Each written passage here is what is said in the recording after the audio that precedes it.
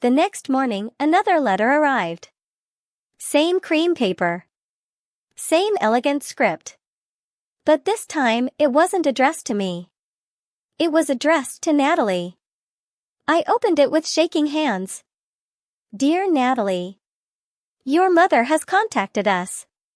She knows about the program. She knows about your personal project. She'd like to meet Natalie at the showcase. She says she has something important to tell you. I read it 3 times. Then I ran to find Vivian. I burst into Vivian's office without knocking. She was sitting at her desk, calmly sipping tea, as if she'd been expecting me. You told her, I said, my voice shaking. You told my mother about Natalie. Vivian set down her cup with deliberate precision. Sit down, Nicholas. Answer me. Sit down. Something in her tone made me obey.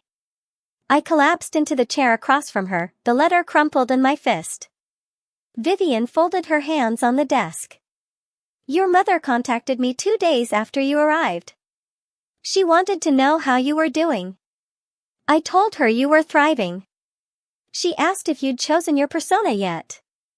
And you just told her? I told her you'd chosen to explore a female character. Do you know what she said? I couldn't speak. She said, good. It's about time. The room tilted. What? Vivian leaned forward. Nicholas, your mother didn't send you here by accident. She knew what this program was. She knew what it would offer you. The letter you received, the one inviting you to Chrysalis, she requested it. She paid for your spot. My blood ran cold. That's impossible. I never applied. No. But she did. On your behalf. Using an essay you wrote for school last year. Something about identity and masks. I remembered that essay. I'd written it at 2 a.m., half delirious, pouring out feelings I didn't even know I had. I'd never shown it to anyone. Except I'd left it on the kitchen table one morning. And Mom had been home that day.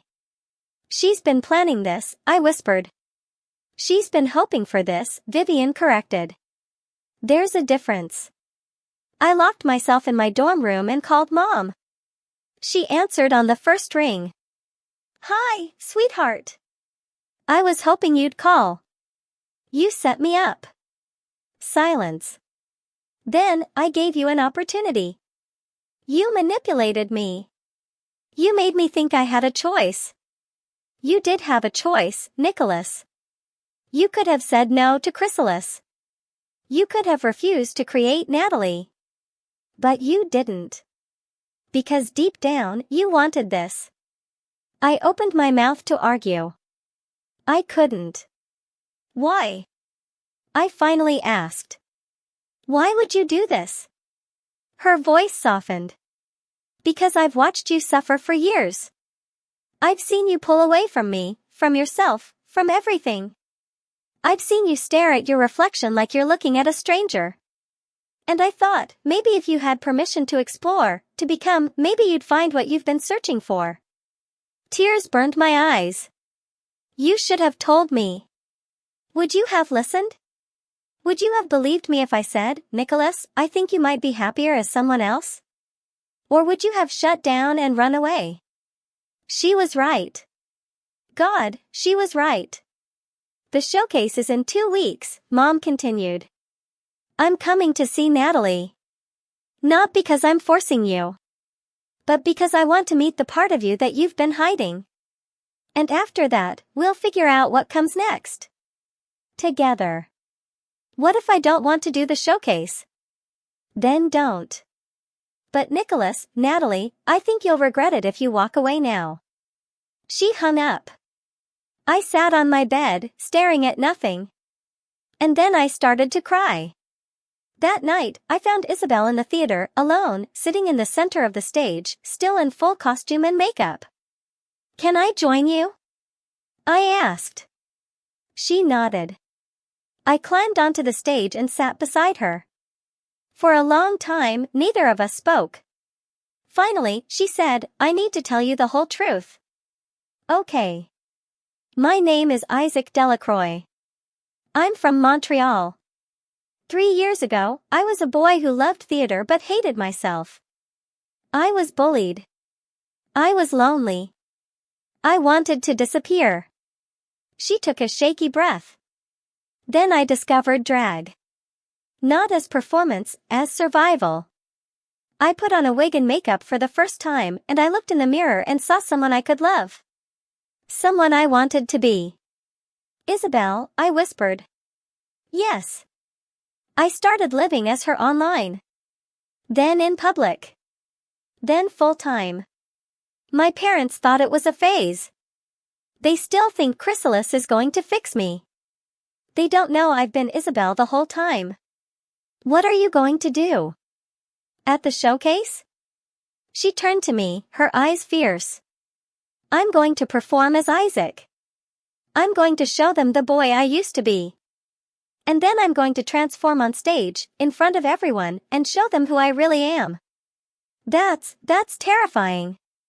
I know. But I'm done hiding. She took my hand. "What about you, Natalie? Who are you going to be?" The showcase was titled, "Becoming, a Journey Through Persona." Each of us had 10 minutes to perform a piece that told our character's story. I'd been avoiding rehearsals. Avoiding the question of what Natalie's story even was. But Marcus found me in the costume studio one afternoon. "Hey.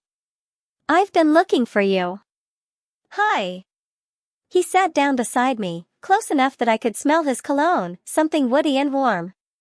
"You've been distant lately. Did I do something wrong?"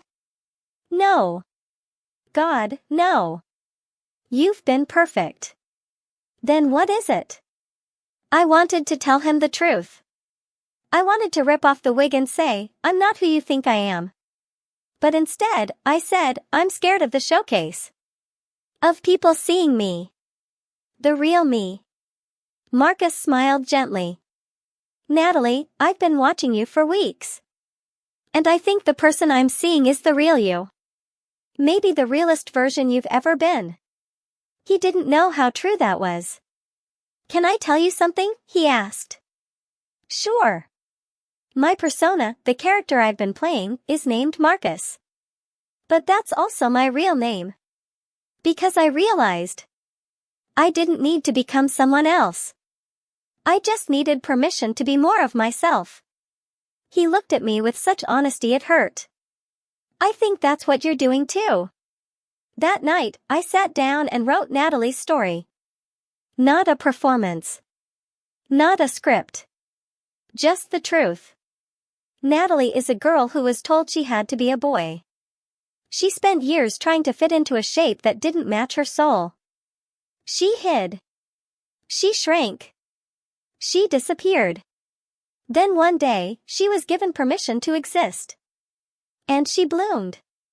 I stared at the words. And I realized I wasn't writing about a character anymore. I was writing about myself. 3 days before the showcase, we did a full run-through. Isabel's performance was breathtaking. She started as Isaac, baggy clothes, slumped posture, voice low and broken, and narrated her journey. Then, on stage, she transformed. Removing layers. Adding makeup. Putting on the wig. Becoming Isabel in real time. By the end, half the audience was crying. When it was my turn, I walked onto the stage in Natalie's gradient dress. I'd prepared a monologue. Something poetic about butterflies and metamorphosis. But when I opened my mouth, different words came out. My name is Natalie. I wasn't born with this name. I chose it. Because the name I was given never felt like mine. I heard gasps in the audience. I kept going. For years, I thought something was wrong with me. That I was broken. But I'm not broken. I was just becoming. My voice cracked. And I'm still becoming. Every day. And I don't know where it will lead. But for the first time in my life, I'm not afraid. Silence. Then Isabel started clapping. Then Marcus. Then everyone. I couldn't sleep. Tomorrow, Mom will be here. Tomorrow, I'd perform as Natalie in front of hundreds of people. Tomorrow, everything will change. I got out of bed and walked to the mirror. Stared at my reflection, barefaced, no makeup, no wig. Just Nicholas. Except, was it? I thought about the past 6 weeks. The way I'd felt more alive as Natalie than I'd ever felt as Nicholas. The way Marcus looked at me. The way Isabel understood me. The way I understood myself. I picked up my phone and texted Mom. I need to ask you something. And I need you to be honest. Her response came instantly. Anything, sweetheart. I typed slowly. Did you already know? Before you sent me here? Did you know I wasn't really your son? 3 dots appeared. Disappeared. Appeared again. Finally. I suspected. For a long time. But I wanted you to discover it yourself. I wanted you to have the choice I never gave you. My hands were shaking. What do you mean? What choice? Another long pause. Then. We'll talk tomorrow. After the showcase. There's something I need to show you. Something about our family. About me. I love you. Natalie. No matter what. I stared at the message. Natalie. She'd used my chosen name. I started crying, deep, body-shaking sobs. But they weren't sad tears. They were relieved. The next morning, I woke up to pounding on my door. Natalie. Open up. It was Marcus. I threw on a robe and opened the door. He was pale, panicking. What's wrong? It's Isabel. She's gone. What do you mean gone? Her parents showed up early. Last night. They saw her rehearsal footage online, someone recorded it and posted it. They pulled her out of the program. They're taking her home. My blood turned to ice. No. No, no, no. Marcus grabbed my shoulders. She left you something. In the costume studio. We ran. On the work table, surrounded by fabric and thread, was a letter. Dearest Natalie. By the time you read this, I'll be gone. My parents couldn't handle the truth. They said I was sick. That chrysalis had poisoned my mind. But they're wrong. Chrysalis, and you, saved my life. I'm not giving up. I'm going to fight to be Isabel. Every single day. Because I know now that she's real. That I'm real. And so are you. Don't let fear win, Natalie. Perform tonight. Tell your story. Become who you were always meant to be. I'll be watching. Somehow. With all my love. Isabel and Isaac, too. I clutched the letter to my chest. Marcus put his arm around me. Are you still going to perform? He asked quietly. I looked at him, this kind, beautiful boy who saw me as Natalie and nothing else. Yes, I whispered. For Isabel. And for me. I woke up at dawn. The showcase was at 7 p.m. 12 hours away. 12 hours until I stood on a stage in front of my mother, the faculty, sponsors, press, and told them the truth about who I was. Except I still didn't fully know what that truth was. I sat at my desk and stared at Natalie's dress hanging on the door, that beautiful gradient masterpiece that made me feel like art came to life. My phone buzzed. A text from an unknown number. It's Isabel. New phone. My parents took my old one. I'm locked in my room, but I hacked the Wi-Fi. I'll find a way to watch tonight. Make me proud, sister. Sister. The word hit me like a wave. I typed back. I will. I promise. Stay strong. 3 dots. Then. You too. And Natalie? Whatever happens tonight, don't go back to being someone you're not. Not for anyone. At noon, there was a knock on my door. Mom. She stood in the hallway wearing a simple blue dress, her hair down, softer than I'd seen her look in months. But her eyes were red-rimmed, like she'd been crying. Can we talk? She asked. Before tonight? I nodded. We walked to a quiet garden behind the theater, stone benches, flowering vines, the smell of jasmine in the air. We sat. For a long moment, neither of us spoke. Finally, Mom reached into her purse and pulled out an old photograph. It showed 2 teenagers, a boy and a girl, standing together at what looked like a school dance. The boy was handsome, confident, wearing a suit. The girl was radiant in a pink dress. That's your father, Mom said, pointing to the boy. I looked closer. And that's me, she added, pointing to the boy. My brain short-circuited. What? Mom's voice was steady, but her hands trembled. My birth name was Noelle. I was assigned male at birth. I transitioned when I was 19, after I met your father, after we fell in love. He was the first person who saw me as a woman before I even knew that's what I was. I couldn't breathe. The person in the pink dress, she continued, is your Aunt Razia. She helped me that night. Lent me her clothes, did my makeup. It was the first time I'd ever presented as female in public. And it was the first time I felt whole. Tears spilled down her cheeks. Your father loved me through my entire transition. Married me when I was legally recognized as female. We moved to Bangladesh, started fresh. And then we had you.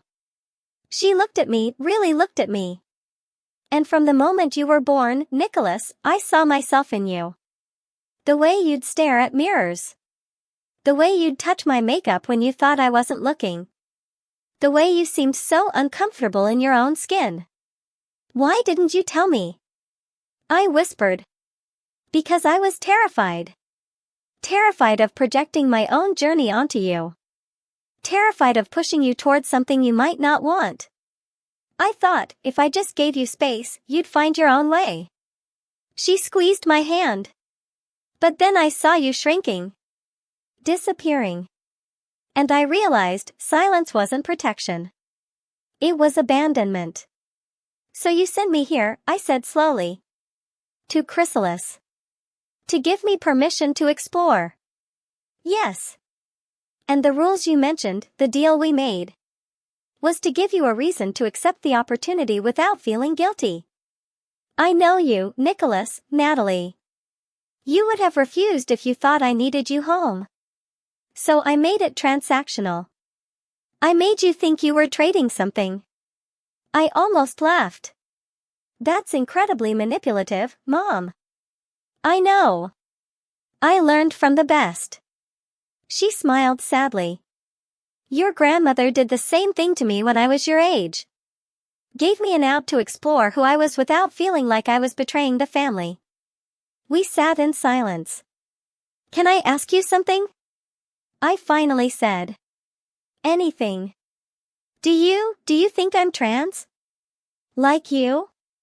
Mom took a deep breath. I don't know, sweetheart. Only you can answer that. But I'll tell you what I wish someone had told me at your age. She cupped my face in her hands.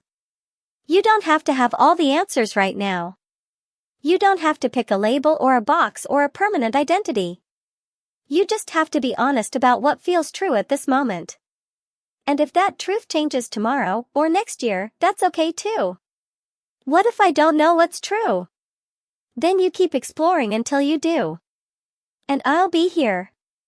Every step. At 3 p.m., Vivian called an emergency meeting in the theater. We have a situation, she announced. Isabel's parents have threatened legal action against Chrysalis. They're claiming we encouraged gender confusion and psychological harm. Murmurs rippled through the group. As a result, Vivian continued, her voice tight, our sponsors are nervous. Several have suggested we tone down tonight's performances. Make them less controversial. What does that mean? Someone asked. Vivian looked directly at me. It means any performances involving gender exploration should be reconsidered. The room went silent. Marcus stood up. That's bullshit. Excuse me? You heard me. This entire program is about transformation. About becoming who we're meant to be. And now you're asking us to censor ourselves because some bigots can't handle the truth? Vivian's expression softened. Marcus, I understand your frustration. No. You don't. He turned to the group. Half of us came here because we didn't fit anywhere else. Because we needed a place to be real. And now you're telling us to hide again? He looked at me. I'm not doing it. And Natalie shouldn't either. My heart was pounding. Vivian sighed. If you perform as planned, Natalie, there may be consequences. Media backlash. Funding cuts. Your mother may face scrutiny. I thought about Isabel, locked in her room, fighting to exist. I thought about Mom, who'd risked everything to become herself. I thought about the girl in the mirror who finally felt real. I stood up. I'm performing. As Natalie. Exactly as planned. Vivian studied me for a long moment. Then she smiled. Good. Let's give them a show they'll never forget.